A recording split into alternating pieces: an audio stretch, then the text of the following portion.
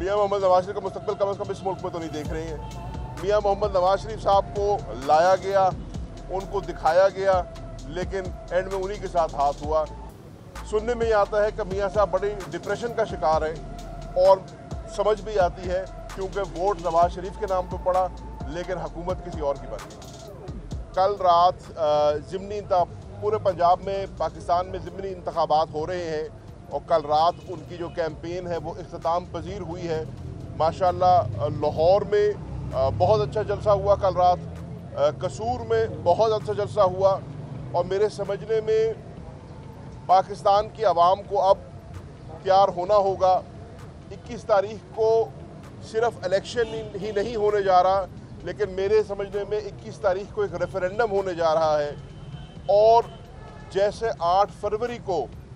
पाकिस्तान की आवाम ने बाहर निकलकर एक आग के दरिया को अबूर करके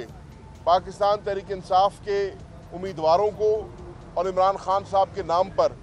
हमें वोट दिया था, कभी जूती के निशान पे, कभी बैंगन के निशान पे, फ़र्क निशानों पे, और हमें कौमी असम्बली और सूबाई असम्बलियों में भेजा था। एक दफ़ा फिर पंजाब और पाकिस्तान की आवाम को बाहर निकलना होगा 21 को और इमरान खान साहब के उम्मीदवारों को फिर से घोड़े के निशान पर वोट डालकर कामयाब करना होगा। 8 फरवरी को होने वाले इलेक्शन में हमारा मैंडेट चुराया गया था, इसमें कोई शक नहीं कि पाकिस्तान की आवाम ने निकल के वोट दिया। इसमें कोई शक नहीं कि पाकिस्तान तहरीक इंसाफ के कैंडिडेट्स जो हैं वो भारी अक्सरियत से जीते थे, लेकिन फॉर्म 45 और फॉर्म 47 को तब्दील किया गया। मेरी आज गुजारिश है तमाम तहरीक इंसाफ के कारकुनान से, तमाम तहरीक इंसाफ के मेंबरान से और तमाम उम्मीदवारों से कि इंशाअल्लाह हमने 21 को अपना वोट कास्ट भी करना है और फिर अपना वोट कास्ट करने के बाद अपने उस वोट का और मैंडेट का दिफा भी करना है। उसके लिए हमें अपने वोट कास्ट करने के बाद आरओ साहिबान के दफ्तरों को जाना होगा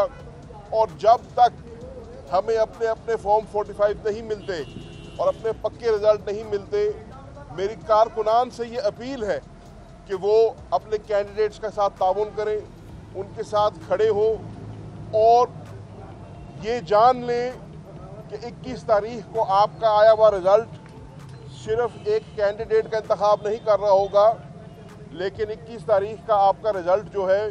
वो इमरान खान साहब की आज़ादी का ज़रिया बनेगा, वो शाह महमूद कुरैशी की आज़ादी का ज़रिया बनेगा और जो हज़ारों असीरान हैं हमारे जो आज पाबंद सिलासिल हैं, ये उनकी रिलीज़ का ऑर्डर होगा। तो इंशाअल्लाह ये जो हकीकी आज़ादी की जंग है ये जारी और सारी है और इंशाअल्लाह 21 तारीख को आने वाला जो नताइज है इंशाअल्लाह उसकी कड़ी होगी। जिस तरीके से हम ग्राउंड स्वेल देख रहे हैं, जिस तरीके से हम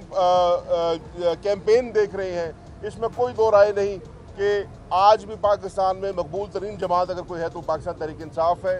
आज भी पाकिस्तान में मकबूल तरीन अगर कोई लीडर है तो वो इमरान खान है और इंशाअल्लाह हमने इमरान खान की क़यादत में इन इलेक्शंस के नताइज भी हासिल करने हैं और हमने इमरान खान, शाह महमूद कुरैशी, परवेज़ इलाही साहब और दीगर जितने भी हमारा अशीरान हैं उनको यहाँ से रिलीज़ कराना है।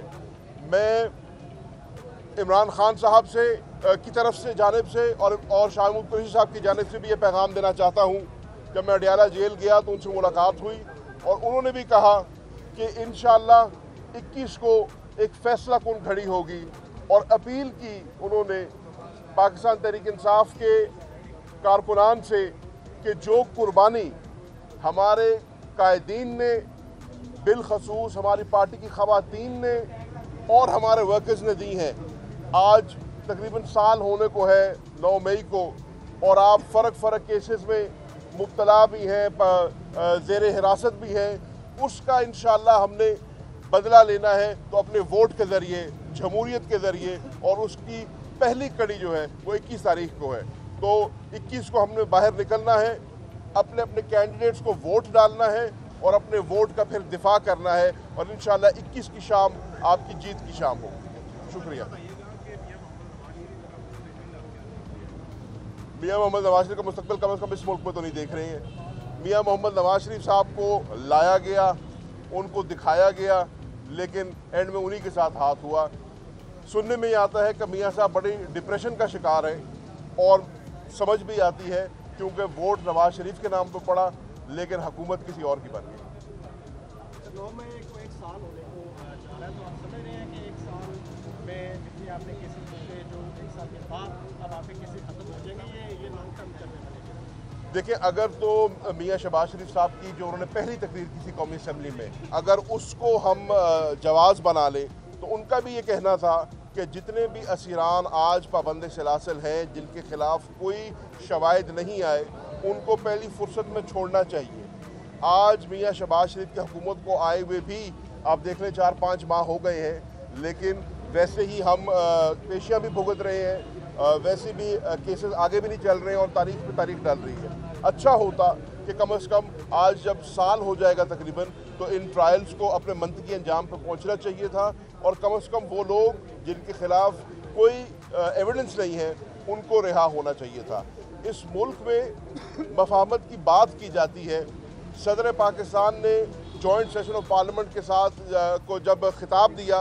तो उसमें भी उन्होंने कहा कि जी हमें आगे चलना चाहिए, हमें मूव ऑन करना चाहिए, रिकन्सिलिएशन करनी चाहिए, लेकिन मेरे समझने में इनके हमेशा की तरह कॉल और फेल में हमेशा फ़र्क रहता है। ये कहते कुछ है, ये करते कुछ और है। रिकन्सिलिएशन का हाल ये है कि जब हम अडियाला जेल जाते हैं तो पता लगता है कि जी इमरान खान साहब को और शाह महमूद कुरैशी साहब को ईद नमाज तक ना पढ़नी दी गई। जब हम अडियाला जेल जाते हैं तो पता लगता है कि आए दिन नई दीवारें खड़ी कर दी जाती हैं, नए वो शीशे की दीवार बना दी जाती है, मीडिया को रोक दिया जाता है। जब हम जाते हैं तो पता चलता है कि बुशरा बीवी को जो मेडिकल की उनकी दरख्वास्त है वो काफ़ी अरसे से कह रही हैं कि मेरी तबीयत नासाज है और मेरा चेकअप होना चाहिए, तो उनको चेकअप भी नहीं दिया जाता। तो अगर आप वाकई ही मफाहमत के बारे में सीरियस हैं और आप चाहते हैं कि रिकन्सिलिएशन हो तो आपको जो आप सबक हमें दिया करते थे कि हुकूमत का काम होता है कि बुर्दबार हो, हुकूमत का काम होता है कि वो अब हाथ पहला आगे बढ़ाए,